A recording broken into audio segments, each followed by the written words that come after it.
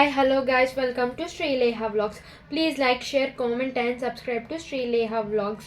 ఈరోజు నేను తెలుగు గ్రామర్ రూపక అలంకారము చెప్పబోతున్నాను. నేను రూపక అలంకారం ఎలా నేర్చుకున్నానో మీకు చెప్తాను. మీకు నచ్చితే మీరు కూడా అలానే ఫాలో అవ్వండి. సో ఈరోజు నేను రూపక అలంకారం చెప్పబోతున్నాను. ఉపమానానికి ఉపమేయానికి భేదం ఉన్నా లేనట్టు చెబితే అది రూపక అలంకారము. ఉపమానం ఉపమేయం ఇచ్చిన సెంటెన్స్లో పక్కనే ఉంటాయి. అసలు ఉపమానం అంటే ఏంటి, ఉపమేయం అంటే ఏంటి? ఉపమానం అంటే దేనితో పోలుస్తున్నాం, ఉపమేయం అంటే దేన్ని పోల్చాము అనేది. సో ఎగ్జాంపుల్స్ చూద్దాము. ఉపాధ్యాయుడు జ్ఞాన జ్యోతులను ప్రకాశింపజేస్తాడు.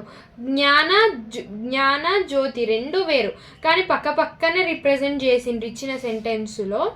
సో ఉపమానం వచ్చేసి జ్ఞానం, ఉపమానం వచ్చేసి జ్యోతి. ఇప్పుడు మనము జ్ఞానాన్ని జ్యోతితో పోలుస్తున్నాము. ఆమె అవమానాగ్నితో రగిలిపోతున్నది. అవమానం వేరు, అగ్ని వేరు.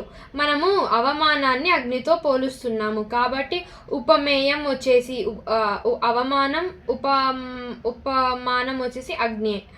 నవ్వుల నావలో తూలుతూ పయనిస్తాము. ఇప్పుడు ఇక్కడ నవ్వులు వేరు, నావ వేరు. మనం నవ్వుల్ని నావతో పోలుస్తున్నాము. ఉపమేయం వచ్చేసి నవ్వులు, ఉపమానం వచ్చేసి నావ. ఓకే.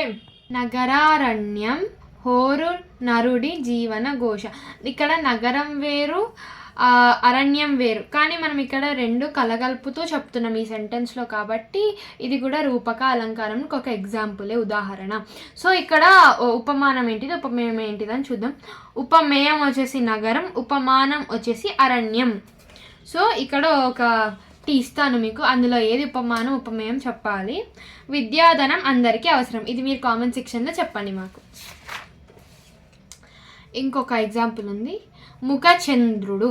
ఈ పై ఎగ్జాంపుల్లో ముఖాన్ని మనం చంద్రుడితో పోలుస్తున్నాము.